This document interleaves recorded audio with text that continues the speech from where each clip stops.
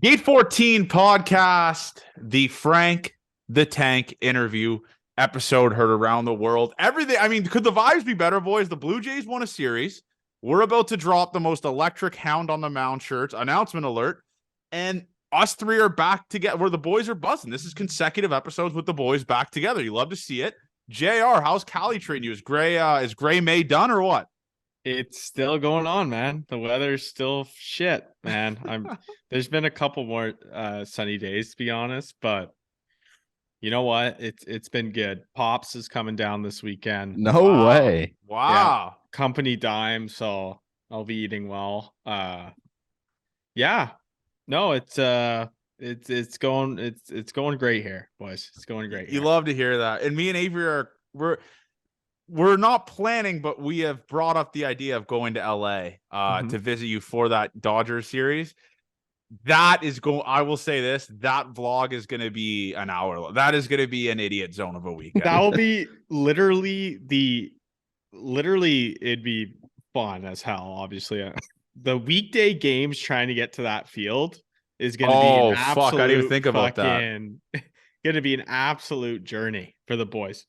Avery, what's up, buddy? How are you doing? I mean, we just got off the line with Frank the Tank. I'm excited for the people to listen to it. It's going to be a different change of pace. The older, not the older crowd, but the people that aren't quite familiar with Frank the Tank are going to be like at the end of the episode, who the fuck is this? That's what they're going to be like. He ass in seats. He puts asses in seats. Yeah, I feel like you can't blow anything, because this is obviously before, so I'm gonna get also my first listen with everyone Tank. else, but I'm excited. I'm guessing everyone who listens to the pod is excited to hear. So for me, it was almost like talking to the Jays players is awesome, but it's like Frank might be a bigger celebrity in my world than some of the Jays players. I think in a lot of worlds, though. I think because if Frank the Tank goes anywhere, he gets noticed a lot of the time. Like if Jays players go like to New York, I don't think not a lot of people are stopping them, or even like Florida or anything like that. Like he gets noticed everywhere. I wish you ran down the Matzik watching like the Braves players. I talked about it to him. I talked about it before the interview, so I didn't want to like double dip on it. That's awesome. What was his reaction? He was just laughing, and then I told him like Bryson watches his videos too, and he was laughing with that. I will say this, I'm not going to ruin it, no spoilers. It was was different. He gives Vladdy a nickname for the ages that we can't use. It should be illegal. The nickname's fucked, but that's Frank. That's the Frank difference. But let's go into it, boys. A pretty eventful week. I mean, I got called to live about 2,000 times on the internet on Tuesday. But before we go into that, I got something to talk about, and this might be a controversial take. I couldn't be more in on Zach Bryan. I want to make that clear. You're talking to two guys who don't listen to country. You don't listen to country music. Okay, so for the listeners out there that can maybe talk me off the ledge here, I am close to putting him above Morgan Wallen. I just want to make that clear. That's all crazy. I've been bumping. That's all I've been bumping. He makes like real country music though, and Morgan Wallen does like pop music. Yeah, I guess I don't know about that. I think country people would be mad you said that, Dave. No, I think real country fans would probably agree. Yeah, no, I think real country fans hate Morgan Wallen. I think there's a difference though. I think there's like hardcore country, and then there's like Morgan Wallen's. Yeah. And then there's that. There's a reason they get so popular though. It's because they mix into the niche of Lil Durk is on it. Lil Durk is on it. And he was on a Lil Durk album this weekend. Exactly. Yeah. So I guess that's another way to look at it. Also, Gen Zs, man. Yeah, those Gen Z kids, man. But Zach Bryan was in London. You should have gone, Johnny, man. I hand up. I just started listening to him this week. After I saw T-Mac at the concert. But another thing that we can talk about, speaking about music, Avery outed me. That happens every week. Mark Shapiro song that I dropped Holy 3.5 years ago. I watched it back and not one thing in that song rhymes. The beat was way off. I don't know what the camera I was using for it. It was like 50. I don't know. It was weird. Let's break that down. So I mushed Brad Hand. I'm going to take full responsibility for him being ass in the Toronto Blue Jays. Because you begging. like that video's asking for Brad Hand to be a Blue Jay, right? Yes. He hadn't been a Blue Jay yet. Yes. That's awesome. Yeah. So what was your first thought? So when you listened to it for the first time, Avery, and if the listeners don't know, just go to Avery's Twitter. He tweeted it. What was your thought process on that video? I had no idea what it was gonna be. And the first line brought legit tears to my eyes. When you try and rhyme CEO Blue Jays together, I could not fucking believe my ears. It was hands down the funniest thing I had ever seen, ever heard. And then you did, who was the reliever you said is a trash can? Tyler Barnes. something. I didn't think Barnes. it was... No, it was Barnes. Okay. Jacob Barnes. Something Jacob like that. Barnes is a trash can or something like that. When that came out, I couldn't believe it as well. It was. I'm so happy you posted that. And it sparked my creatives, because now all I want to do is get Judah, get the camera, get downtown, music video. I can't. No. I will not be doing that. I will not be doing that. But it was so funny that I think you could do another one that's even funnier. I don't have the creative intelligence anymore. And for the people out there like that are, oh, Johnny's a fake fan, Johnny this, Johnny that, Johnny that. I was doing that when I had like 300 followers. All right. I was cranking that shit out when I had 300 followers. I think that video got a lot of views. So I think like a keyword I put in or something like that, it kind of did decent on Twitter. But I was doing that with 300 followers when the Jays were absolutely ass. Now look at me. All right. Like, so for the people that are fake fan, fair weather, I was riding this team when they had goddamn Taiwan Walker. Like I had to watch that bum pitch in that. That was the season. They had Taiwan Walker. So yeah, just shut up. All right. It was it was an all-time video. That video was awesome, man. Holy yeah. And then that's just content. If you're a content person when you're putting that out, and it doesn't matter how many followers you have, good content is good content. And I think dude, that was so funny. If you haven't watched it, man, get that in your ear holes. It was really, really good. And then you tweeted, and this is the thing where like I've got to apologize to you because my best work now is just chirping you. No, it's great. That's the banter of the Gate 14 pod. But this is another thing that I wanted to say. So a lot of our followers, and I guess I can kind of expose myself here. I was the Blue Jays fan that pissed himself when they signed George Springer. I don't think a lot of our followers know that, because Avery tweeted the picture of me pissing myself, and there's a couple people that DM me like, is this you? Like, what? You pissed yourself? This is that. The OG Gate 14 riders know the video that got taken off TikTok of me pissing myself. Remember Spencer? Remember Spencer? Yes. You should go back to him and no, I think he knows that to me. Yeah, we've talked about that before. So no, that's very funny. So go through why you took the video. And that was my first when we started doing this podcast last year, people be like, who's this guy you're doing the podcast with? And I would go to the officially unofficial Instagram page and I'd say, hey, watch this shit. And it would do the 3-minute video of Johnny pissing his pants outside. And so I tweeted, shit. I didn't think it was possible. So I tweeted if the Jays sign George Springer, I'll piss my pants. And literally a week after, maybe they signed the Blue Jays, and I just have a shit ton of like my buddies that I do with the I minor league and pro players that I did the official podcast with. Like, holy fuck, you have to pitch pants, all that type of stuff. Nate Pearson commented on the Instagram. Yes, Nate Pearson commented on the Instagram. He was a boy back then. Yeah, so yeah, I went on my balcony. I think it had like 300, 400 viewers watching. Like all of them were like, a lot of them were in the show. Nate was in it. Cole Franklin, Brennan, everyone. It was just a shit ton of my buddies in it. And I got absolutely shithoused before this video. Like I think I had like 12 beers. I was kept drinking water because I was like, I think I'm gonna get stage fright. I don't think I'm gonna be able to piss myself. So I ended up pissing myself, putting on an absolute masterclass, and there you go. Like that was the video heard around the world. Spencer got a hold of it, put it on the Blue Jays Twitter, and next thing you know, the Gate 14 podcast is just going to the moon. So yeah, I am the guy that pissed himself. And I do it again. I would do it for a World Series if I had to. I would. I really would. So let's go into it, boys. We got a little bit of a serious stuff to talk about here. Anthony Bass. Is it crazy to say, Avery, that I was kind of the reason this spiraled on Twitter? Because I was the first tweet about it? Yeah, I guess so. I didn't really see much about it. Nor did I watch the actual video that Anthony Me Bass neither. posted. Yeah, you'd think that I should have watched the video before I made the post. I didn't watch it. I just saw some Christian whatever boycott this that. I was like, oh, this is just going to be some bullshit. So what I did is, I got DM'd it from a Gate 14 listener, Vlad the Builder, and I tweeted it and I was like, let's see what Anthony Bass is up to. I don't look at my phone for like 5 to 10 minutes. It has like 15,000 views on Twitter, like this tweet, and now it's at like 400,000. And it just kept spiraling. You fucking lib, fuck. He could do whatever I was like, whoa, I just tweeted, let's see what Anthony Bass is up to on Twitter.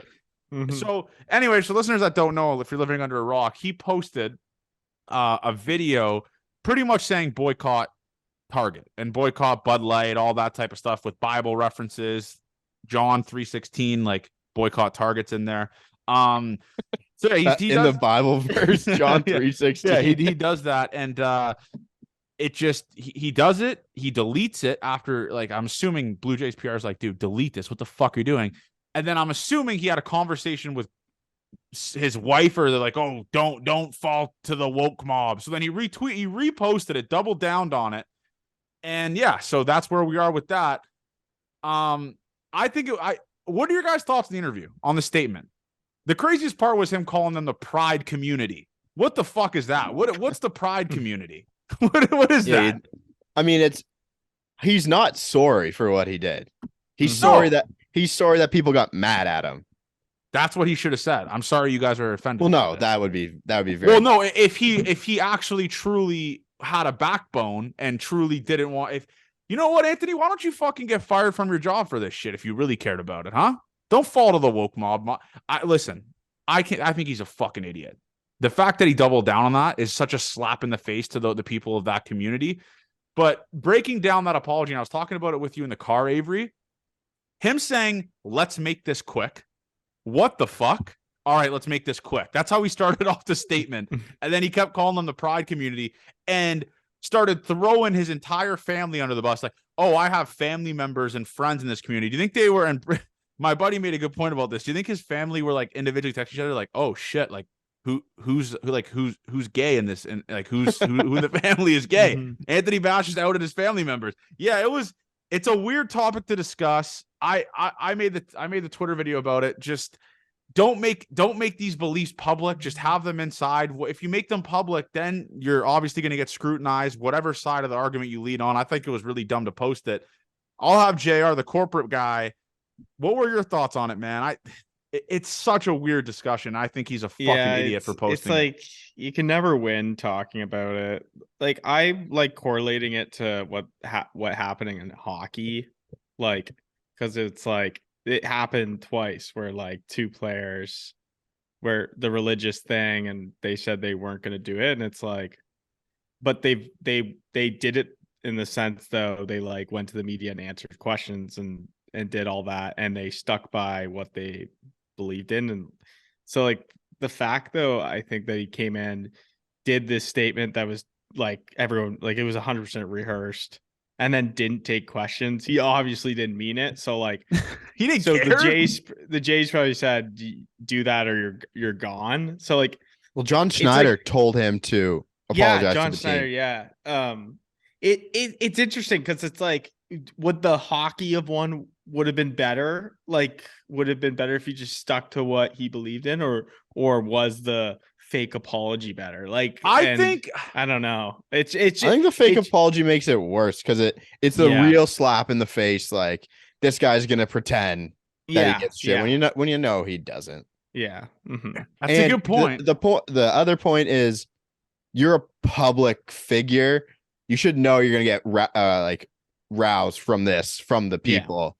Like you just don't go out there and post that and think, oh, everything's gonna be fine once this comes out. It's really part, like, that's the thing with when you become an MLB player. It's like it's what you sign up for. Like it's similar, like from a corporate world. It's like if you made a deal with someone who had heavy political views, and then it associates you with that, like you just can't like you signed up to represent a community, so it's like you have to be professional, and it was just like unprofessional what he I did. actually wonder, like, I don't know many people involved in that community and stuff like that, but I actually would love to just hear their thoughts on if they would rather prefer if Anthony Bass doubled down and took questions and like kind of explained his belief. I wonder if they would prefer that over the just this make believe bullshit fake apology that was just so dumb. I think Like- it would just be the end of him. I don't understand how you go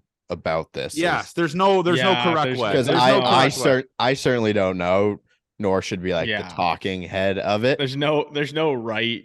And there's no there's no solution. guidelines as to how you should deal with this, right? Which is such a weird thing with how it's gone. So I don't know, man. It's different. I feel like he went about it the totally wrong way.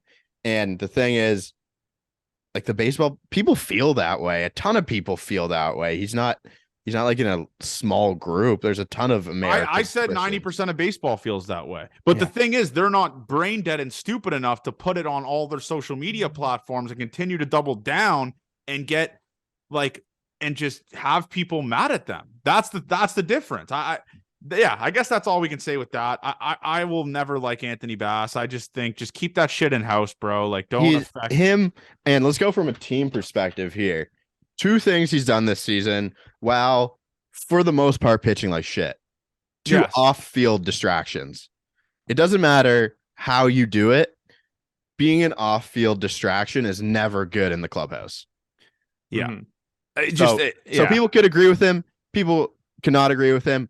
But it's a distraction nonetheless. I think 100% consensus in that locker room. Everyone thinks this guy's a fucking idiot. I think Marcus Stroman came out and said no one wants him there. Well, this is my thing, Avery. Stroman is. What the fuck does Marcus Stroman know? Stroman just like randomly, like every time there's an issue with the Jays or something, he just like comes out of right field and he's just randomly in the conversation. But he's never played with Anthony Bass, has he? That's what no, he hasn't. So that's what I'm saying. I guess he'd be way closer than us to know. I don't know if this was real, but like he liked a tweet that was like Manoah was overweight. Did you guys see that? Yeah, he did that. He liked, but then he like defended it before. Maybe he was also doing anti-Semitic Semitic tweets and stuff. He was liking those tweets about Kyrie. Like he's just a fucking all idiot. over the map. He's so dumb. He's so dumb. But yeah, that's how I ended off with that. Him not answering questions and being a spineless coward and saying a statement that was a blanket statement was the dumbest thing ever. It couldn't have made it even worse. It couldn't have made it more worse. And you said hurtful things and then shelled when you had a chance to really apologize if you wanted to apologize. Yeah, and he's not doing any training. Let's make that clear. He's not. I'm going to use the Blue Jays resources. No, you're not. Yeah. No, you're fucking not, dude. Shut the hell up. So, yeah, that's where I stand with that. I mean, that's what he is. So let's go into the fun talk now. The fun talk is the Toronto Blue Jays won another series. And baseball is starting to kind of feel good again. We're in that, like I said, when they're struggling, we're in that little relationship when now we're at the sex is good again. The sex is good again. We're starting to go out for dinner again, having a good time. We're enjoying ourselves, having a few drinks, saying we love each other. That's where we're at with the Blue Jays right now. I mean, the hitting is not good by any means still. Besides that Tuesday game, today's was pathetic. Wednesday was pathetic. But yeah, not a bad series. Let's go game by game here. So the Tuesday game, me and Avery were in the building, and I want to give a shout out to Cameron Kennedy for getting us those tickets. Maybe the best seats I've ever sat in at a Blue Jays game. Like we were all in the field pretty much. Yeah, and you body bagged someone. Let's go into that. All right.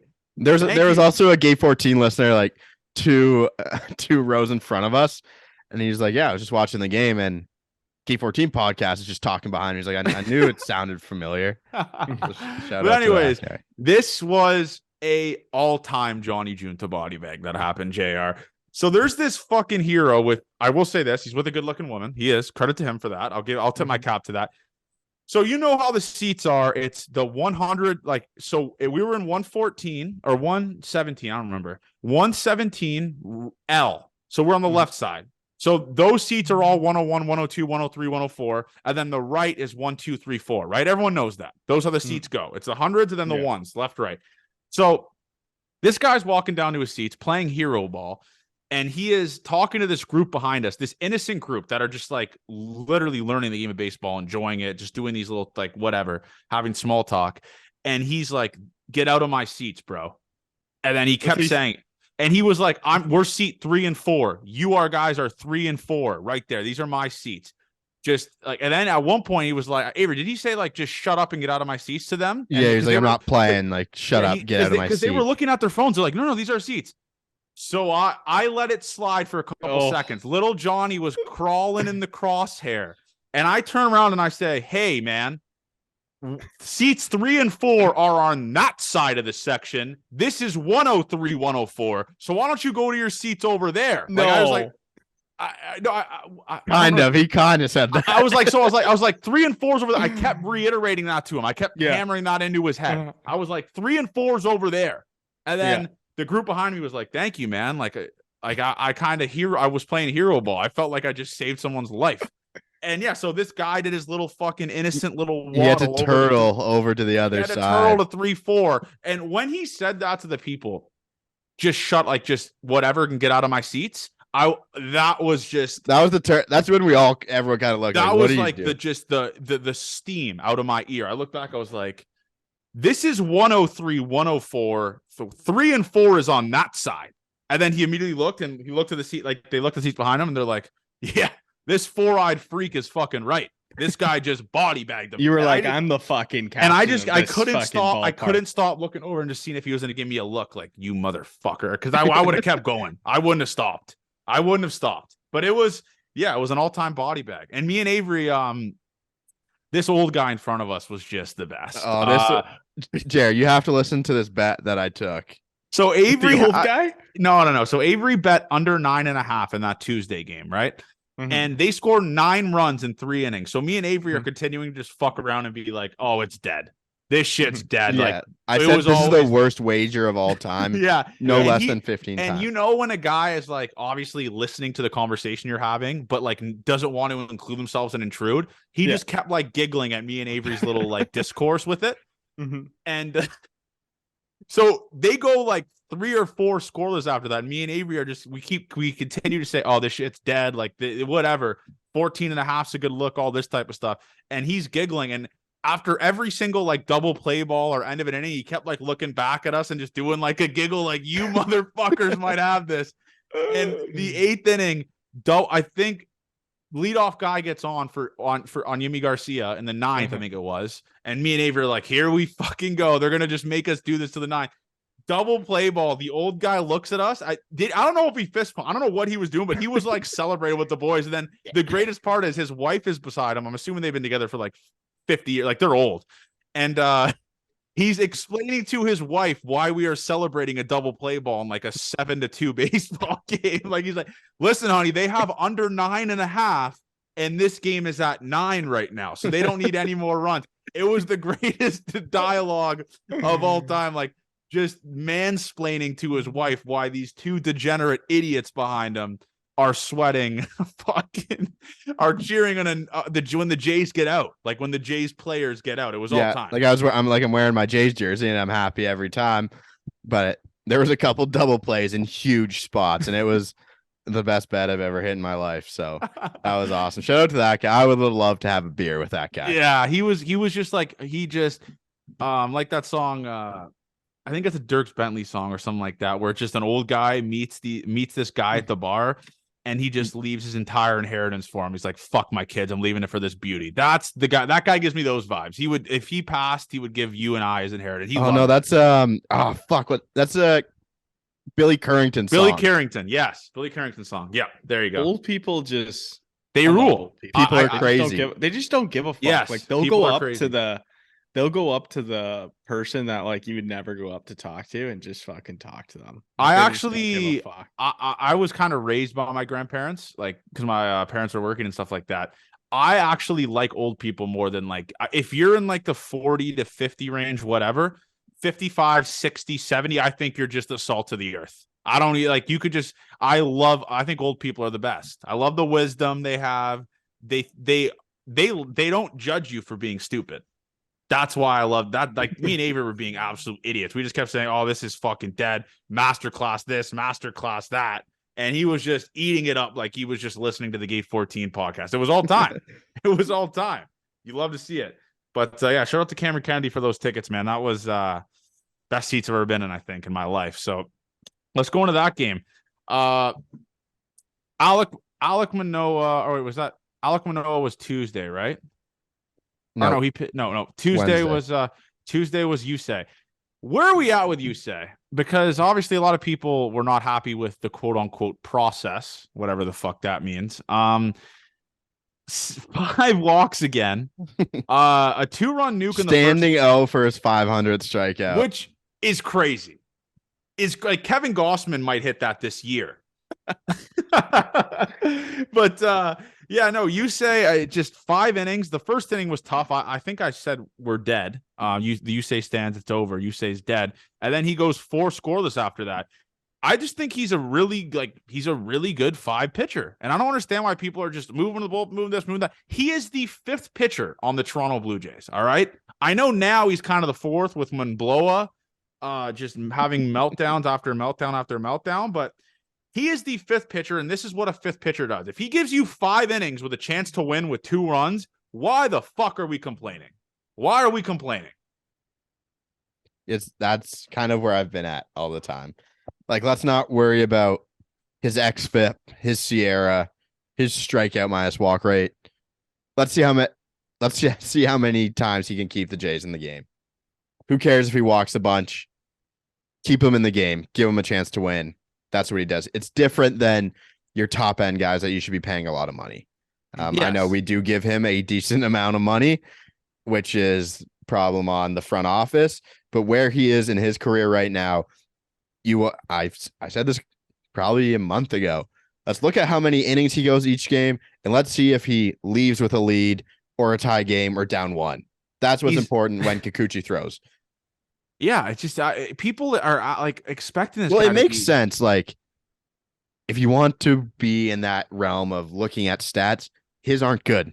They're not going to be good ever again, probably. Yes, and as a 30-something-year-old. When's the last time number 5 starter was Cy Young? Yeah, has a number 5 starter coming of the year ever won Cy Young? It's guys we don't know of, and then they'd be the aces of their team after, right? Yes, exactly. Probably like young. It's not someone on the downwards trajectory of their career. Yeah, it'd be like the guy who's kind of 5. We saw you say more strikes than balls, kind of close at some points, up to 97. He had the stuff. Exactly. That's There's what nothing. That's what we need to be happy about with you say, and people who watch baseball casually will feel that way. It's better than fucking last year. At least he can go out. Yeah. Last year he was doing like 2-3 innings with like 8 runs. Yeah. This year he's a little grateful. So now if you had to start an opener, it's pretty obvious that you'd be starting the opener for Alec Manoa, or you'd not Yusei. Yeah. Right. So we have enough kind of confidence in him where we think he'll do his thing. And I think that's a good spot to be at with Yusei. So throw out the contract, throw out previous stuff. Happy with how he's done. And he's been great at home because of Kikuchi's corner, I think. That might play a massive factor in it. And we got to figure out how to do that to another day to do that. Yeah. Everyone keeps asking us about that. We got to orchestrate that. But there's so many. Maybe when I'm back, it lines up. There's so many more usage. There's so many opportunities for Kuchi corner. So fuck it. But yeah, I mean, the offense did what they do there. It's 7 runs in the first 3 innings and then 0 for the rest of the game. I don't like that aspect of it. But Guerrero got 3 hits. Brandon Belt did what he does. Kevin Biggio's looked insane. 2 for 3 that game. Kirk 3 for 4. Everyone got a hit besides Bo Bichette, which is weird. That like he was the only guy that didn't get a hit that game. So good 7-2 win. Bullpen did what they had to do that game. I mean, let's go into the bullpen guys there. Nate Pearson, 2 innings, 4 punchies. Simber, 0 runs. Mesa, 0 runs. Garcia, 0 runs. We got to see Nasty Nate Pearson live, Avery. He rules. He fucking he's as advertised. He lights up the radar gun. Lights it up. We've been lucky to get Nate back, and he looks back, really, man. really good. JR is looks rock really hard good. watching it. He's so It's just good. like, I mean, I kind of don't like Nate Pearson as a person. What? I used to like The him. fuck did he do? He's gotten the. I think he's big leaguing just everyone now. I think might be big leaguing his own teammates at this point. Yeah. But hey, maybe that's what Nate needs from a mentality perspective, to go out there and shove. He's Got to be a absolute- dick. He's got to be a dick, man. We saw what he was doing in Dominican in the offseason. Being that dude. Let's go into Wednesday's game. We got to have the discussion, Avery. Alek Manoah, I don't know how much more I could watch of this. He threw, like, he was at almost 100 pitches in 4 innings. Yeah, begging to go back into the game. Yeah, it just, I don't know what, like, does he gives you a chance to win, I guess. Like that game, 2 runs through 6 against Julio Teheran, and they lost. I don't like that, but he's not efficient. You need, like, every single time he pitches, you're gonna have to need the bullpen to save his ass. It's gonna be a massive bullpen day every single time he pitches, because he's only going 4 or 5 or 3 at some instances. Yeah, it's kind of saved the team as well, because they're not sending him out there for the extra inning anymore, where the blowups happen. Yeah, and it's, at what point do we cut ties with it and try and get him back on track in AAA? yeah. I think the reason they don't do that is because they want their major league guys working with him hands-on at the big league level, or else he would be down already. What about an opener though, man? Trevor Richards looks so fucking good. But it's not as if he has a bad first inning. All of them are bad. It's a good point. Mhm. Fuck. It's like you say last year was the one guy who you talk about having an opener because he seemed to struggle so much in the first inning. And then you moved him to the bullpen, and it was like, okay, how is he going to do here? Because he stunk in 1 inning spans first time he came out every time. But Manoah, it's all over. So I don't know what you do. I really don't. His slider is so ass. and I think an opener would almost hurt the team more, because you've lost an arm. Yeah. And if And that goes Trevor well, Richards. and then Manoah, yeah. Is Trevor Richards your 5 guy? I'll tell you what, that Trevor Richards turning into Ross Stripling would be something I didn't have on my bingo card. Wouldn't we as put, Dr. like, Internet said. Wouldn't they put like Nate? You know, No, I think think Nate's role is so good right now, though, where he's yeah. the 8th inning guy, kind of, or taking the pressure off of Swanee and carving. Obviously, I mean, Having 2 guys who can go multiple innings in the pen who are good is very, very nice It to doesn't have. make sense to. It could fuck his flow right now. but do you give Manoah another chance? Like, he's doing nothing but hurting this team, and his next start he is lined up for is against the Houston fucking Astros. Yeah, He didn't hurt the team that badly this week. He hurt the team in the long run, though, because they don't have a day off for a while, and you're using a ton of bullpen guys, though, that game. Yeah, true. But then Kevin Gosman kind of saved him. Yeah. A little bit. I So regret buying fucking. How we talk Virginia about Manoah. Kikuchi is not how we should be talking about Manoah, as in, No. did you give the team a chance to win? But it was 2-0 when he came out, right? It Yeah. wasn't 5. There's no Yeah, there's no it's tough. light at the end of the tunnel. With Manoah, there's no signs of him showing improvement in anything. He walked 3 guys. He's all around the zone. He gave up a home run to fucking Abraham Toro. Legend, bro. Canadian legend. Canadian legend. But yeah, he's hurting this team. He's hurting this team. Every single time he starts, he's hurting this team. And I know you could see that it affects him. Maybe we got to start the hashtag Alec Cares hashtag, like we saved Kikuchi with it. Yeah, he looks Crying. sad, man. He was literally crying in the dugout. So I just don't know where I'm at with this guy, man. I guess we'll leave the listeners and maybe you can comment what to do with Alek Manoah, but fuck me, man. This was catastrophic. And what makes the game even worse and even more frustrating was the fact that the corpse of Julio Teheran carved the Toronto Blue Jays. 6 innings, 1 run. Against this back-to-back, like, really good starts for Julio Teheran. He was throwing 89 mile-an-hour cock shots that they were not turning on. runners in scoring position left again. 0-4 with runners on. Just terrible at bats. Let's think about an issue with these two wins that we had. How many Offense. runs? So it went 4-2-1. So we scored in 3 innings in game 1, right? Yeah. And we scored in 1 inning in game 3. No. Oh, you're right. Sorry. Yes. Yeah. How does this offense just go stale so often? Mm-hmm. How can we not get solo home runs in middle innings? They're just allergic to it. And the craziest thing is you would think there would be a snowball effect after that first inning. Like, oh shit, like Kiermaier, or Bo Bichette home run, Chapman home run. Like, now let's go the rest of the game. Let's step on their throat. If the Jays pitching wasn't so good today, they would have lost that game. They won 3-1. Like, that's what I was talking about with the series win in Minnesota. It just it left a bad taste in my mouth. These two, like the win they had today and the game yesterday, leaves a bad taste in your mouth. Like, if they're facing an AL East team, they're not winning these games. Mm-hmm. Yeah, no, exactly. The first inning was awesome, man. I thought we were gonna score fucking 30 runs today. Me too, man. Me too. And bro. it just went away. I don't want to see the bad in wins. Think there's some things to nitpick, but feel like we could have piled it on a little more. Yeah.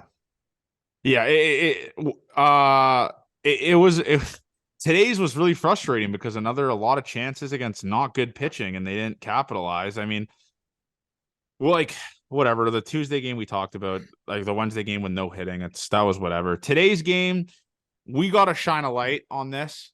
I want Kevin Kiermaier to be a Toronto Blue Jays rest of his career. And my friend TB made a good point. If he's hitting 190, you know that motherfucker is going to be making a massive impact in the field. So this offensive outburst that he has is just kind of a plus, obviously. You didn't expect this. But that catch he made today, that was the catch of the year for him. And he's already made like 3 or 4 highlight reel catches for this team, and we're in June. But do you think it was better than the... Yes. At the wall, 100%. I think that at the wall would be a more iconic catch, but the other one today was just super hard catch. The thing when he laid out, he wasn't going to make that play if he ran it down. He had to lay out. I could not believe that he made that play. And it was so sick. And then he made a cat shit play in the 9th inning on the Rowdy Tellez because him and Springer, he thought Springer was going to come in there. Yeah, that's why it's so frustrating. Wild card game recap. But yeah, no, the thing that made that catch is like, this is why I want this guy Blue Jay for life, is he had no care about his own body. He was sliding face first into that wall. He would have ate that wall with his face if he didn't if it was a foot more, he would have just went neck snap into the wall. So that we'll always have those first 3 innings of today's game. And we'll always have Kevin Gausman, 117 pitches. How good is... I tweeted that he's the best pitcher in the AL. He's leading the AL in WAR. I don't know if that's a good metric to count for pitchers. He's leading in strikeouts. I know that for damn sure. Why is that a hot take? He is the best pitcher in the American League. That's not a hot take. 2.76 ERA, leading in strikeouts, at the top for innings pitched. What more does this guy have to do? Leading in WAR. What more does that have to do? He's the best pitcher in the American League. I think we got to start that's a narrative that we have to start having. Yeah, I think it could definitely happen. You're just the only other one close. Garrett Cole, Shane McClanahan, but the numbers aren't there for Garrett Cole this year. Yeah. McClanahan is pretty good. McClanahan's so fucking good. But yeah, it's gonna be up there though, boys. Like I think it's like you can't say that it's. I mean, you can't say that Gausman, like. Someone who says that's not even should be a conversation is clearly not. Well, I did kind of say it's not even close that he's the best in the American. That's Click's business. Yeah. That's supporting your guy. Yeah, that's. I did say I thought he could win the Cy Young this year, and he should be the favorite, if not 2. So, Josh Goldberg tweeted this, and maybe we could talk about this. Where does he rank in our lifetime of off-season signings for Toronto Blue Jays? I said he's 1. Oh fuck! Holy Off-season signings fuck. versus trades. I gotta I mean, remember. the Jays historically, we've talked about this, have never like those were some of the bigger signings they've done. Like Springer. Like Barrios, like Ryu was the start of doing like All of 4-year, and then it was kind of the start.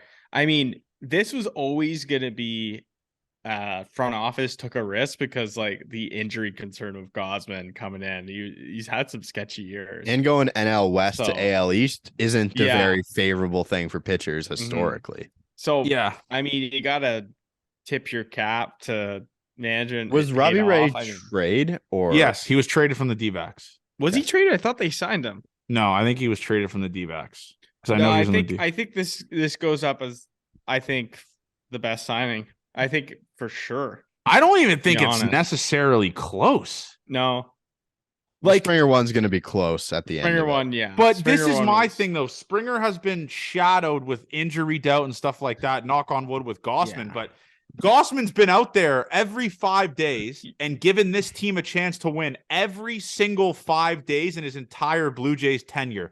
Every Yeah. single time this guy pitches. By the way, I don't understand why the sports books make his strikeouts still plus money at 7.5. But That's a lot of strikeouts. But that's not though for him. 7.5. True. He It does is that a- every Come fucking on. start. He's insane. He's insane. And I So, can't yeah. believe this guy's a Blue Jay. What a bargain of a deal. What an absolute bargain of a deal this Is a guy bargain. is. I wouldn't say George Springer was a bargain. I like the signing, but I wouldn't say it's a bargain compared to Godsman. That's I Gossman think is one of just- the difference. for What a sure. signing. What a Well, signing. the And I- Gosman one's a steal at Yeah. a literal highway robbery. You know how much Literally money he could fucking- get like right now if he was a free, like he could get it a ridiculous amount. That's You a could top probably end get starter. 30 a year? Close to that, man. He's so good. He is so good. I think guess he's- so. Maybe per is not that much of a. Again, I'm the worst. This is the worst contract podcast in Yeah, Canada. we're not contract guys, so that we'll just Yeah, we're save it. not. We'll save it with the Just with the- don't take our financial We'll advice save it with seriously. the we'll save it with the contract talk. We'll save it with the contract talk. But yeah, he's been awesome. It just I love watching Kevin Gossman pitch, and that's my white whale for this podcast. Is that crazy to say, Avery? Like on the team right now, who is your white whale to get on this podcast? I think it has to be Kevin Gossman. The No, stories. I think I want to like crack Bo. That would be the white whale. I don't think Bo. No, we will never get Bo on this. But I'm think- saying I like think- having Bo to crack to be like outside of baseball Bo here, just like shooting the shit would be the best ever. Because Kevin Gosman seems like an awesome dude nonstop, and Bo seems closed off, and I think he's got. I'm like, just thinking of us having a combo with Bo. I think I think we would like, rip you the gotta think biggest breaking bong the tokes. internet. What breaks the internet more? You think Bo Bichette? Yeah, I think that- Bo, Vlad, or George Springer would be like holy. George fuck. is a good one. George George good would one. be cool because like you'd hope you could get George to open up about like the locker room and stuff like that, and some stories with even the Astros. Yeah, But Gosman would be cool. I just don't know if he has the break the internet. I don't know if he has the break the internet stuff. yeah, that's a good one. I guess I would love both, obviously, but my white whale will always be Kevin Gossman because of how interactive he is on social media. Like he would be tweeting at us stuff or just like retweeting our stuff or just saying like Mhm. you guys are fucking idiots, shit like that. Like Did you see Yeah, that is his true. tweet today, Jared? about the moose. Yeah, I saw. What do you say again? there was like a moose on a house, and he said it was the most Canadian thing he'd ever seen. He's the He best. does tweet funny shit. He's the best, man. He is the fucking best. And that donut story, like talking to him about that would be funny. That yeah, donut like the story one you that have. the one that Logan Webb told me, or You could get him to Yeah. do his what we'd get him to do is like his top 5 donuts. of all another time. guy. Yeah, another guy I want to tip my cap to is our guy Tyler Heineman. He looked awesome today. He skull fucked 3 baseballs. Yes, like absolutely murdered. And we're talking about a guy that has 2 at bats in the last like month.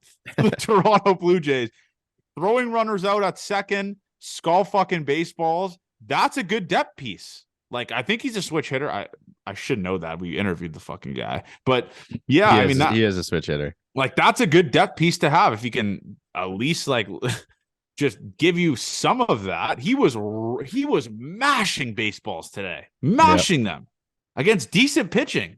Yeah, Like- he should have had the second double. Whoever was playing right at the time. I forget who it was. Made a good play. Yeah. So and then a liner to the left. yeah. And do we have to apologize to Bubble Biggio? Where you Not got really. with that, Avery? I mean, Not really. he's looked really good. Let's nitpick. That's another Bubble guy Biggio. that wouldn't be, it wouldn't be a bad podcast to bring him on and just hash Well, things out. no, there's no chance he'd come on this. He's 6 for 19 with 2 home runs and 4 RBIs in his last 7 games. That'll play Bubble Biggio. 435 on base percentage, 375 on base percentage. How many walks? How many walks, Johnny? 3 walks in his last 19 at bats and 4 walks in his last 27. So his last 7 games, he's really figured it out. Listen, Bubble Biggio, we knew he would come back for a week or 2 week spurt. I love seeing it now when this offense needs him. I mean, big home runs he's hit, doubles down the line. I mean, at the game you and I went to, he went 2 for 3 with a walk. I mean, this is the Bubble Biggio era, and I'm in for it. I'm absolutely in for it. You love to see it. We love Bubble Biggio when he's raking, not when he's striking out on 86 elevated. So, yeah, it was a good series, boys. I mean, the Jays won a series. Was it pretty? No. I'm waiting for that breakout series they have where they dominate from the fucking first inning to the first game till the 9th inning. They haven't had that in a very, very long time. That'll never happen. Well, the Brave series, they did that. But there was walk-offs in that one. Yeah, but you know what I mean, though? Like, whereas, like, they're in the game and they have a chance every single time. Like, they didn't have any, like... They didn't have any like Brewers, like Julio Teheran carving them games. True. That's what I'm saying. True. So, yeah, let's go to listener questions, Avery. All right. A lot of listener questions. Again, if you want to ask questions, Discord. I'll try and remember to post it in the show notes. Definitely on Twitter. But if you're on YouTube, it is always posted in the description. So we got a lot of them today. Try and work through some of them. Yeah. Not them all, but most of them here. Okay, if a team offers a massive package at the deadline for one of Gausman, Vladdy, or Bichette, and the Jays are a 500 team, does Ross pull the trigger on a rebuild? No. No. I don't think you can because based off of the firepower this team has, I mean, they were 500 last year in July. They could go on a like 40-18 run. They could go on like a 30-12 run. Like, you can't give up on this team, no matter what the package is, no matter what this is, what that is. You can't. That's a simple, short answer. No. Agreed. Jer? Yeah, no. Okay. Will Rodgers ever shell out Mets Yankees money on this team? Fuck, that'd be cool. I think we've tweeted about that a million times. I think everyone will be. I think the big will be obviously the Vlad and Bo deals is like they're serious. If they locked them both up, but then they're like, whoa, now what do we do for the rest of the lineup? Yeah, I don't think money. I mean, it shouldn't be a problem. Multiple times. I remember we had like multiple arguments about this with an external source called T-Mac. They're the second richest team in baseball. That's what the numbers say. I'm not worried about Rodgers and money being shelled out. Like if we, I think the deadline actually will be interesting on who we go for. Well, but you just wait for a deadline question coming up. Okay. If we're gonna do a deadline question, I'll wait. All right, this is a fun one here. Someone wants us to rank the starters pitching staff from the sexiest to least sexy. Holy shit! I'll go first. All right, we'll go round table. We'll there go should 1, be an easy 1-1. 1-1's Kevin Gossman. Jose Barrios. Yeah. Really? Barrios is that. I think Kevin Gossman has that like what Yellowstone vibe, where it's like long hair, Kevin man's Gossman's man. Like I want to see him chop some Kevin wood. Gausman looks like he could smell like Marlboro Reds. But like he flowers. Also looks like a man's man that will protect me in the wilderness. That's why I think Jose Barrios is a grown man right there. If a guy slaps Kevin Gossman's significant other's ass at the bar, he's going to beat the brakes off him. If someone slaps Jose Barrios's significant other's ass at the bar, I don't think he's doing shit. What about Kikuchi? Little sneaky sneak. Kikuchi is a good looking dude. Right? He slots into the 3-hole for me. Really? Okay, let's go one by one. So 1 is Gossman for me, and it's Barrios for both you. Yeah. For me at least. I'm Barrios, Kikuchi, then Gausman. I think Kikuchi. Wow. I think he has Japan locked up. I'm going Gossman, Barrios, Kikuchi, Bassett, and then Manoa. I'm not into Manoa. Like he's just. I gotta go. I'm going Manoa before Bassett. I'm Bassett- going No, Manoa. I'm going Bassett- Manoa Yeah. before Bassett too. Yeah. Really? Bassett's Bassett- Wall Street, bro. He's Dude. like, Bassett is like your father that's cutting the lawn in the new. But he's a Balance, DILF. ah. Who's No, saying man. that? He's starting that trend. Can we start the DILF? You should tweet that. Is Bassett a dill? Fellas, how many beers with a picture of Bassett? So I'll go my official rankings. Barrios, Okay. Kikuchi, I'll go 2. Gosman, Manoa, Bassett. We got the same one. I think Manoa's got this South Florida look to him. The line through the hair is not my favorite thing. he's got good style. Yeah, he does, no doubt. So I think that's where we end up there. Listen, Bassett, it's an age. thing. Bassett is he's a guy that's driving a minivan. Kevin Gossman is pulling up in a 1960 vintage Ford with a leather jacket, and he's just like, get the fuck in now. Like that. He's just like, he gives me the vibes of, I don't know, man. Maybe I'm into Gossman. I don't know. I love the social media guys. I respect the grind of the content game. That's why, All right. maybe. All right, another one. How many poor starts will it take for Drew Hutchison to start over Manoa and Manoa to be sent to AAA? Who was the one who said that he was going to have a start in the MLB? I said Was that he'd you, start. Abe? I said he would start before Ricky Tiedemann this year. Say that again. How many more starts, shitty starts, will it take for Drew Hutchison to take Alek Manoa's spot? In the row? Impossible. Stage level impossible. Stage level impossible. I'll go 2 more. Shut the fuck. Avery, did you not see the stats of these guys? Zach Thompson, or whatever his name is. Oh man, you don't get it. AAA is harder to pitch in than the majors. People are saying. That's a good point. Zach Thompson, even being on the 40 man instead of Bowden Francis, is a pathetic joke. How is Bowden Francis not on the 40 man? He played last year. Okay, never mind. Someone tweeted that. Maybe I got got on Twitter. I could be Zach wrong, Thompson but literally. Zach Thompson has a 7.69 ERA in AAA. he's not. And he's an trying. option. They're just saying, oh, we could go Zach Thompson or Drew or Trevor could come up.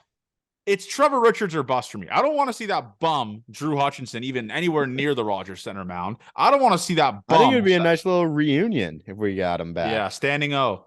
500 Kikuchi strikeout standing O.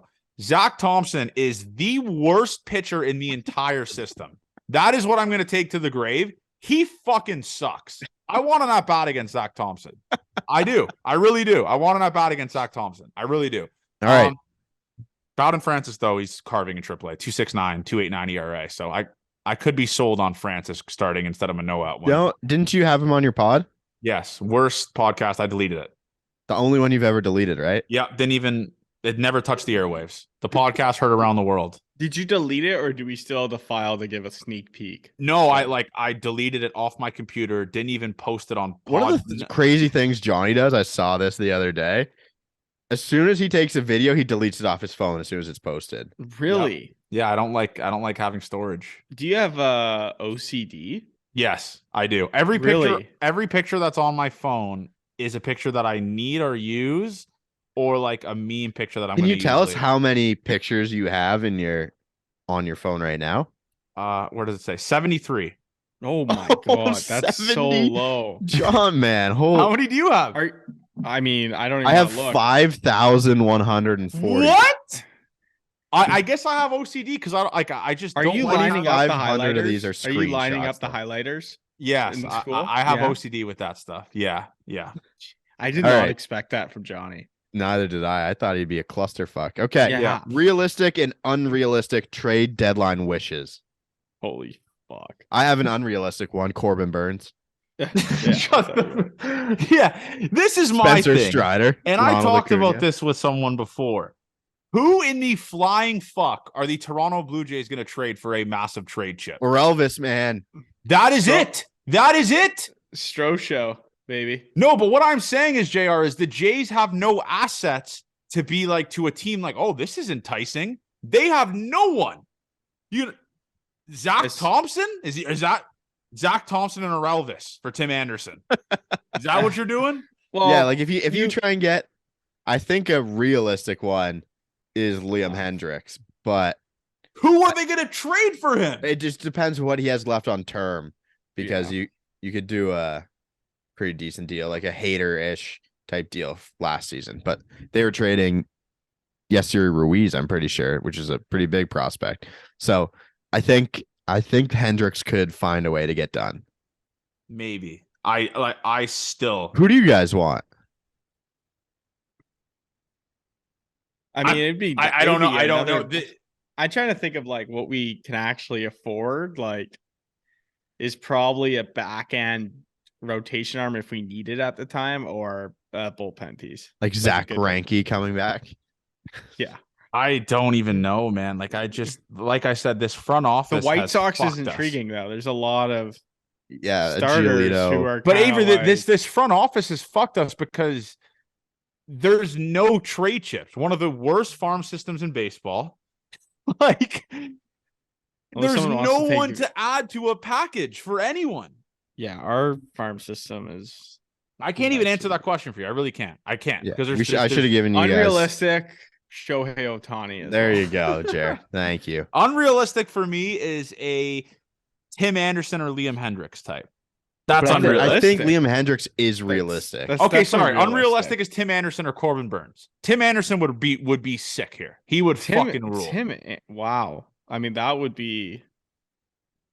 But this is my thing, though. Have you seen the Tim Anderson shit? He has a full-on like second girlfriend he just had a kid with. Yeah, he's a piece of shit off the field, I guess. Shit. Well, maybe but this is my thing, though. He's saying him and the woman said that him and his wife were there for show, and like he actually loves her. That saga is all time. That kind of rules. He's Lou Will. That's funny as fuck. But yeah, no, this is my thing, Avery, and not to be negative, but if Tim Anderson, let's say Tim Anderson's for sale, the Jays aren't competing with literally anyone in baseball. All right, the Jays are offering this. What are you going to offer? Bang, done. Jays are done. Yeah, back burner. We can match that and more, and every other team in the world does that. Yeah. All right. Would you rather have Robbie Ray, his Cy Young year in Toronto, or Kevin Gausman this year? I'm nostalgic with it. That Robbie Ray year was so fun. Because the Jays I don't think they were really supposed to be that good that year. They kind of just like, holy fuck, the second half of the year they went crazy. I'm still choosing Kevin Gausman. Obviously, I'm a Gausman, or I'm a Gasman rider till I die. And Robbie Ray was a one-off. Obviously, Kevin Gausman just been like this his entire tenure as a Blue Jay. I'm gonna go Kevin Gausman. I'm gonna have to go Kevin Gausman. I love the guy. I love Kevin Gausman. I'm going Gausman too. I just feel more comfortable with Gausman, even when Robbie Ray was punching out the world. Yeah, was doing wonders. I just think like Gausman just feels safer, especially in the playoffs as well. Yep. No, I don't mind that at all. And I'd probably say Gausman as well. All right. Fast forward to September. Whose spot does Chad Green take? And what do the Jays do when Ryu comes back? So you can only have a certain amount of pitchers on the team. Which two pitchers lose their job? Easy one. There's an easy one. And it's Adam Simber. Yeah, Adam Simber to Shanghai. Think the bullpen, the starting rotation. Do you run a 6-man? Like Ryu, like I don't see Ryu, like he almost acts as an opener. Yeah. They're not gonna have Ryu going 5-6. Yeah. That's gonna be like it'll be really interesting how they use Ryu. If they do. Yeah, they're going to. But they're going, like, what else are they gonna do with him? So the odd man out in the bullpen, and it'll always be the odd man out, is Adam Simber. He's gone. Packer shit. Like that especially when Chad Green gets here, Adam Simber is going to be to the nearest bus to Buffalo. That's obvious with that. That's not a guy you pitch in the fucking... Another guy, I hate to say this, especially when Zach Pop comes back and you go Zach Pop, Chad Green back, Jimmy Garcia's playing himself out of a spot in the bullpen. but not. He was one of the best contracts last season. So it's tough. I get that. I get that for sure. I know rosters Chad expand. Green- Oh, rosters expand, right, Ave? So you can add Chad Green and Zach Paul to the bullpen and not have to worry about cutting like ties Sure, with Jimmy. but then you or- go to the playoffs and then they shrink again. Yeah. True. Adam Simber Yeah. should not make a playoff roster this No, year. no, on- no for the fucking Toronto Blue chance. Jays. No chance in hell. No I chance don't in even hell. know if we have Chad Green. Like, I don't even know if we need Liam Hendricks, to be completely honest. Chad like, Green's I'd so rather good. have a different piece. Just who knows if he like setbacks and stuff. But Yeah, that's you can never best tell. case. Best case is he can come in, but like, fuck, dude, that bullpen looks scary with Nate going too. Oh, dude, him being good is such a all-time development, man. Yeah. So good for this team. So good for this team. Blue Jays dad's trembling looking at it. All right, we got another fun one here. Let's hear it. For each of us, which two Blue Jays would you draft to play 3v3 pickup basketball with? So we fill out a team. Each of us has to play. Who are your two Blue Jays? Snake draft. Jeremy goes first. Oh fuck. Basketball. I'd probably go Matt Chapman. Okay. I feel like he's That's a baller. That dude's a baller. Mhm. I actually surprised. This is a clear-cut one. Bo Bichette. That Oh. dude's an athlete. No, clear cut one is Alec Manoa. Was he ball? What? Good. Round Alec- mound of yeah. fucking rebound. Alec Manoa can box out. Big Okay. body. Jimmy. You think Bo Can he get up and Bichette's down the court? You think Bo Bichette's grabbing boards over Alec Manoa? Can he get up and down the court? I'm not worried about my big man in the first pick. I'm not worried about my big man. So I have like I'm the Bash brothers, me and Alec Manoa. Okay. So That's who's your fun. other two? Or who's your next pick? Now you go someone who can facilitate. White man can't jump. Kevin Biggio's dishing the rock to the boys. Kevin Biggio can play some fucking basketball. I Yeah, almost guarantee it. Durag. Yeah, Durag boy. He's can wearing the definitely play. headband. It was Yeah, it was he either can- him or another middle infielder. I'll go honorable mentions if he doesn't get picked. He can definitely hoop. He can definitely hoop. I'm gonna go full athlete team. My second pick is gonna be Kevin Kiermaier. We're gonna be running around the court, wheeling and dealing. Kevin Kiermaier, Bo Bichette, and me running the. Oh yeah, that would be. We wouldn't get a lot of rebounds, but that'd be a team to worry about for sure. Tire the boys out. Yeah, like, is it crazy to say? It seems like not one player on the Jays would be good at basketball. I think That the gas crazy? man could be kind of good. Yes. So I'm going out of the box and going Yusei Kikuchi's translator. I just think- Why would you not pick an American player? I don't know how just big. think- Could be I sneaky. just think we know him, Abe. Like he's quick, he's speedy. Okay. He's a speedy little guy. I think he could be a ball player, facilitate the point guard position. Okay. I'll You sold me. You sold me, man. You No sold one me on else, it. like Tim Mesa, like Yeah. no way No, he I would not fucking want it. is. Tim Mesa, I would not want it. Like Yimi Garcia, no. Jordy, no. Like these guys do not ball. Trevor Richards could be sneaky. Maybe because I I'm think just I just find Chapman him. is like the only guy that, like, if he said he'd ball, I'd be like, okay, like you're definitely good. Yeah. And I guess Bo, but All right. Let's see if there's another one here. Last one. Then we'll cut it to the interview heard around the world. In our opinion, worst Jays trade the last 10 years. It was, and for me, it was acquiring Brad Hand. Yeah. Worst I gotta really think trade. about this. Worst trade. holy I was gonna say the Rowdy Telez one, but Trevor Richards is good now. So it yeah, I forget trades a lot, but yeah, too. I feel like there haven't, like, other than the Anthopoulos, like when he made I guess Troy Tulowitzki, but that's not like, no, he was decent in the playoffs yeah, for the Jays. I don't know, Oh. like I guess Mitch White, Oh, Yes, Mitch White. Sorry. Yep. Yeah. but there hasn't been that many. That's No, the thing. There hasn't that been is many. that's JR, the winner, Jer. that is a clear-cut one. Mitch White pitched again today in AAA and gave up 5 runs again. So JR just blew us out of the water. Yeah. 100% JR. Good pick. That's it. That's Thanks, guys. That's the worst trade. Yeah, that was your best work, man. Congrats. That's without a doubt the worst trade the Toronto Blue Jays have ever made in the last 10 years. That trade is catastrophic. So yeah, and they got the another infield piece they picked up with Mitch White is hitting like 160. So there you have it. It's weekend time, chat. It's weekend time, folks. It's weekend time. If you're listening to this, the Chris Bassett Hound on the Mound shirt is live. And speaking about Chris Bassett, he's pitching tomorrow, Friday beer stream. Jays are undefeated. Avery, on Friday beers. Now let's cut it to the interview heard around the world. Frank, the motherfucking Tank. Love you guys. Let's have a weekend. We will chat Sunday night. All right. We are back.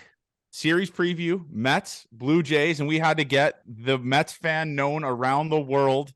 If you don't know who this guy is, you just have no idea. You have no internet. You have no idea what you're doing. You're living under a hole. It's our friend, our guy, Mets legend, Frank the Tank. Frank, what's up, brother? How are we, man? Doing all right. Back at the office here watching Game 1 of the NBA Finals.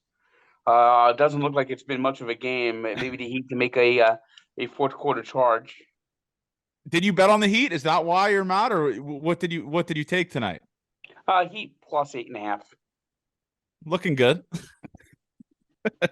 You hate to see it, but yeah, Avery, how do you want to start this off here? Do you have any comments for Frank? I know you're a big Frank the Tank guy, like I am. So I've already talked to him before. No, absolute legend, Frank. I know the Mets. Obviously, we sweep this week, and in the second wild card spot, right? The Mets are.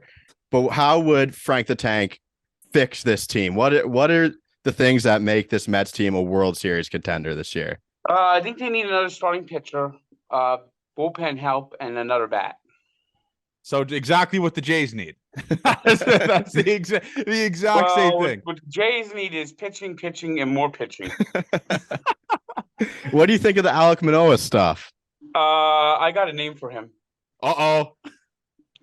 If I was a Blue Jay fan and he was pitching like that, I'd call him Alex Manor. You'd love to see it, Frank. Let's go on to the nickname. So we have a couple nicknames here that I would love to just bounce off of you that Jays fans have created. And this was Noah who created this. I saw this on Twitter. A couple of Jays fans' nicknames or Jays players' nicknames. So Dalton Varsho has been fucking terrible here. Let's make that as very clear. He hasn't been hitting well. What are your thoughts on Dalton Varsh Blow or Var No Show? What are your thoughts on those two guys? No Show is good. Dalton No Show is good. Also, Dalton Shit Show. And then we have another one here. So we have this is a good one. Matt Kropman. What do you like that one? Matt Troutman?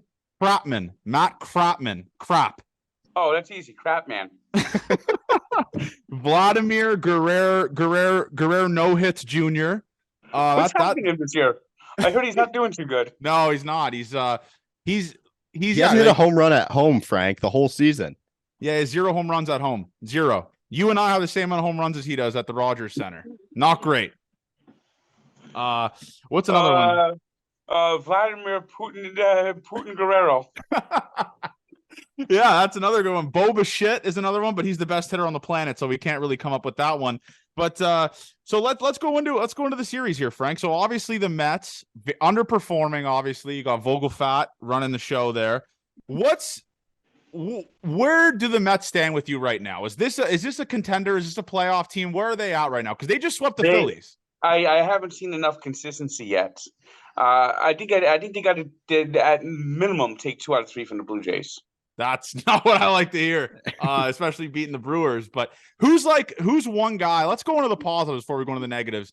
Who's one guy on the Mets right now that has exceeded your expectations? That you're like, that's our guy right there.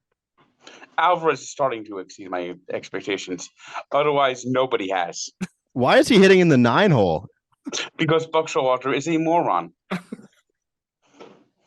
I saw him hitting 2 the other day, and then today he hit 9. Yes, Buck Showalter is an idiot, a buffoon. Why? So why does your guy, the other Mets guy there, what's his name? Avery Meek Phil or what is it? Meek Phil. Meek Phil. Why was he celebrating not signing Chris Bassett when Chris Bassett has like 6 quality starts and 9 appearances this year? Why is he hating on the Mets, thanking the Mets for not re-signing Chris Bassett? Can you maybe talk him into it? Because Chris Bassett had a terrible September. And he also pitched very poorly in the playoffs. Yeah, I guess. I mean, would you like to have Chris Bassett back at this point? Yes. Who's one pitcher you would give away then? Like who would you give out of that rotation for Chris Bassett? Carlos Carrasco, Tyler McGill. We got Tyler McGill on Saturday, so we'll see what happens. Let's go into the series preview. So obviously tomorrow you got Justin Verlander versus Chris Bassett. Little revenge game for Chris Bassett at Citi Field. What are you seeing from Justin Verlander? I know that guy's been kind of inconsistent. I hate his brother. I will say that. I hate Ben Verlander more than anyone on the planet. What are your thoughts on tomorrow's game here, especially a Justin Verlander guy who's been carving the Jays his entire career? Verlander had a bad start his last time out. He really needs a bounce back. Of course, his last start was at Coors Field, so Max Scherzer was okay at Coors Field and then kind of bounced back again. So hopefully, I'm hoping that Verlander can't do it because he is just the Jays killer all time.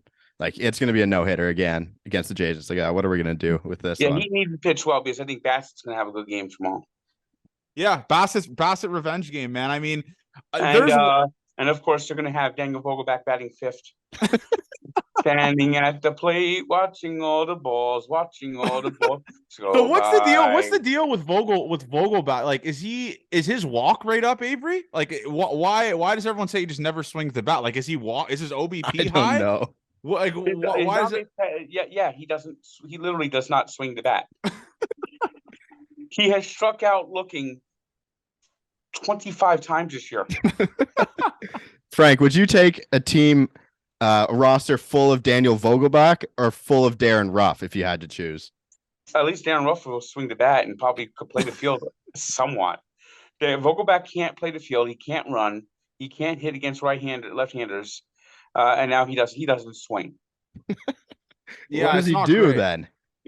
He just stands at the plate watching all the balls go by. What is the discourse? What is the discourse, Frank, on Francisco Lindor? Is he lived up to the contract talks? He hasn't. He's had a lot of RBIs this year, but he's batting around 213 and has even worse is he's not walking. He has an on-base percentage of 299. Jesus Christ. And going back to Daniel Vogelbach, slugging percentage is 310. That's terrible. Holy shit. Yeah, that's not good. I mean, but I got to ask you this, because Daniel Vogelbach, I'm pretty sure he's close with KFC at the office, right? So what happens here when Daniel Vogelbach comes into the Barstool office? Like, would you say, are you the guy that'd be like, you got to swing the bat, or where are you at with that guy? Because I know he comes around the office. I don't think he's coming to the office anytime soon. Yeah, that's a good point. But I mean, I don't know, man. You and I kind of get it a lot from the fans calling us. Standing at the plate, watching all the balls go by. You know, everyone talks about Simpsons. Simpsons predicted it. Well, Family Guy predicted Daniel Vogelbach's career at the Mets. Strike 3, and he knew it. Didn't even get the bat off his shoulder. That's a good point, man. That's a good point. I mean, I don't know. This series is going to be weird because I was telling you this before the podcast, and maybe Avery can back me up on this. The Jays and the Mets, in my mind, are the exact same team. Underperforming and the most streakiest teams of all time. I think at the start of the year, the Mets were absolutely dog shit. Like 5 games under 500, I want to say, something along those lines. And they bounced back. So the Jays are kind of doing the same thing. They were 13-17 in the month of May. And then obviously figured it out in April. And now they're kind of buzzing a little bit. But it just... so this is my thing with the Mets. The Jays is doing such a tough division. The Mets are too, though. You guys have the Braves never lose. Yeah, but now you got the in your division you got the Rays off to their incredible start. You got the Yankees are the Yankees. The Orioles are now good, and the Red Sox, they're just hovering near 500. Yeah, and the Jays were in last place, and they're a game above 500, so it's not good. But I want to I mean, just think about this.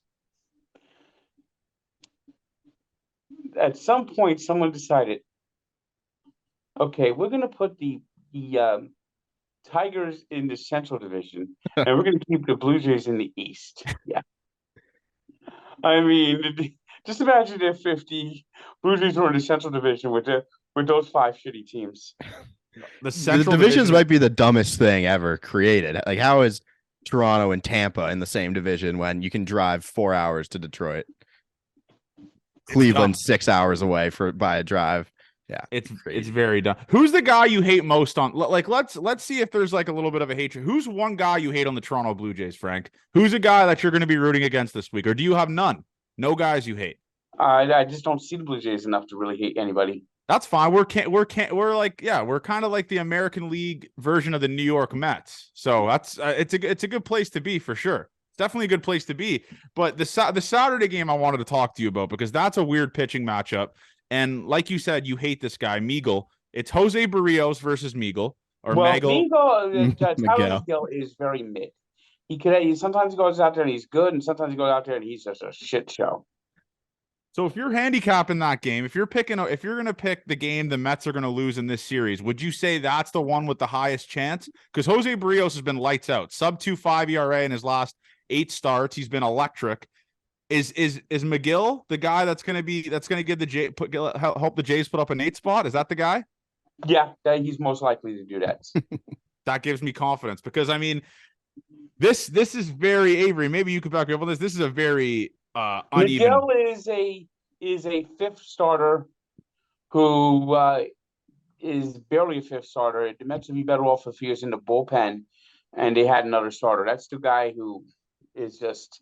I mean, Carlos Carrasco's looked good the last 2 times, so maybe he's finding something. But Miguel, and you know what's fucking funny? This will be about the 6th time. Let me see. This will be the 4th time I'm going to a game with Tyler Miguel is pitching.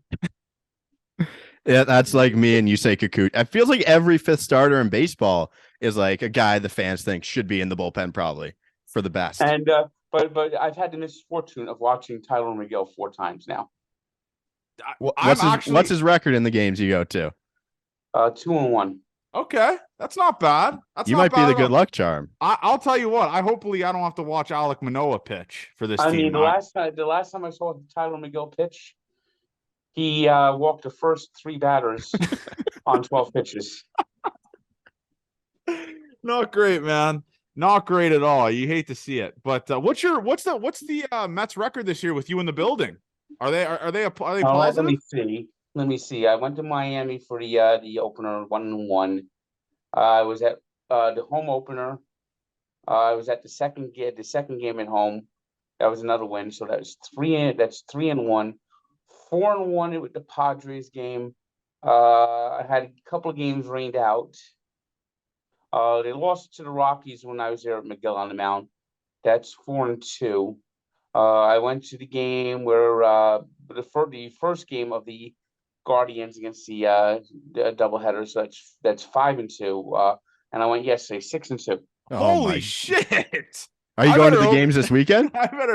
He's going Saturday. Oh no! Yeah, 4:00. I think that's the Fox game of the day. Actually, I think the Jays are finally getting Fox game of the day. But so Saturday, and the Mets are inducting a couple of players into their team Hall of Fame.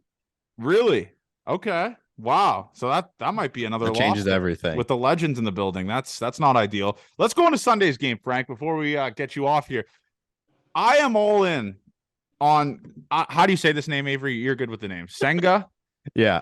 I am all in on his forkball. Bryson Stott told me that his forkball is fucking impossible to hit. He's been good at home. He's struggled on the road, and the Mets are going to see how he responds, and he might go Sunday. Jesus Christ. Not great then. I don't want to see him against the Toronto Blue Jays because I feel like that's a guy that absolutely carves the Toronto Blue Jays. He's a freak. And they got Kikuchi going. So this is two Japanese players on the mound there. Japanese player. That's going to be an awesome game to go to, that game on Sunday. But I'm going to say, let's do series predictions here. I'm going to say the Jays lose. It's 2 mismatches, Avery. I'm going to say the Jays lose the series 2-1. I'd probably say that too. Verlander. I hope that's the case. There's no way Verlander doesn't shove tomorrow night against the Jays. We've seen it for years. Yeah, I think he threw a no-hitter against the Blue Jays. Yeah, he did. At the Rogers Center. Yeah, he did. did. So it's not great. It's definitely a mismatch. That game on Saturday or Sunday is going to have 1,000 runs, I think, especially with how Yusei has been a little bit of wild and giving up home run balls lately. But yeah, I don't know. We'll see where they're at, Frank. But before we get you off here, I got to ask you this. What are the chances of you coming down to the Rogers Center? Have you been to the Rogers Center before, Frank? I think we talked about it last podcast. I had you on. No, but I drove past it last year, but the Jays were out of town. Oh, what were you in Toronto for? Hockey Hall of Fame. Okay. That vlog must have been electric. You love to see it. But yeah, let's end it off with this, Frank. Pick a guy that's gonna hit a home run this weekend for the Mets? Let's pick a guy who's gonna launch this weekend for the New York Mets.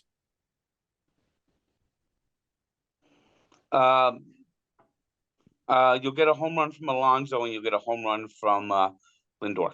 You're gonna have to polar dive, right? If Alonso hits 60 or polar plunge? Yes.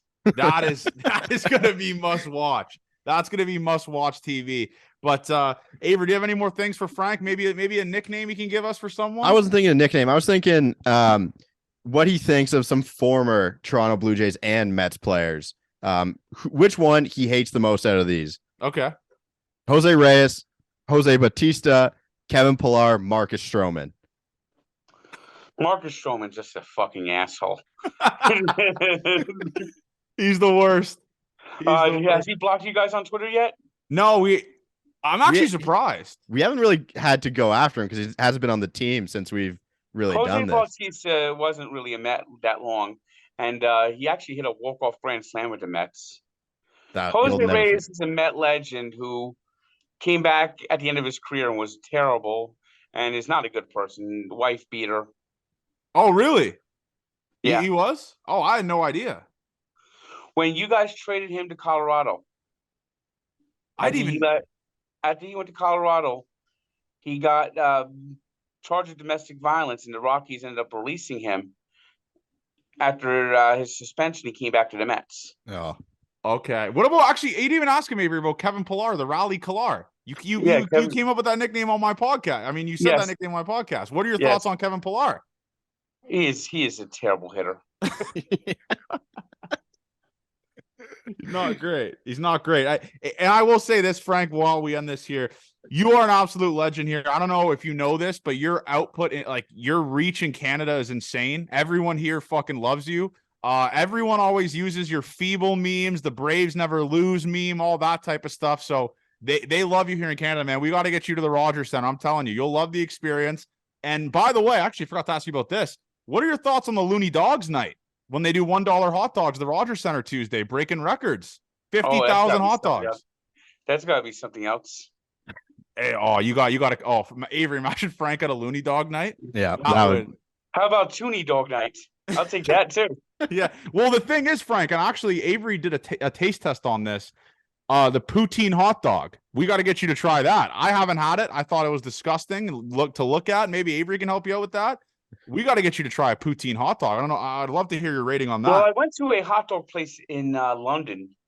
That was weird. They had gold flake hot dogs.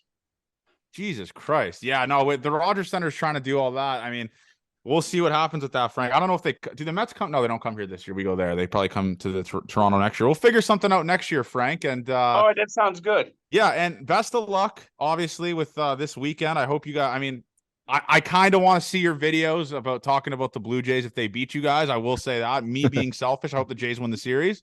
But yeah, keep doing your thing, Frank, and let's go to battle this weekend, man. Let's go to battle this weekend. Just a couple of good competitors going to battle. We appreciate you hopping on this. See you next time. Nice, Frank. Thanks, Frank.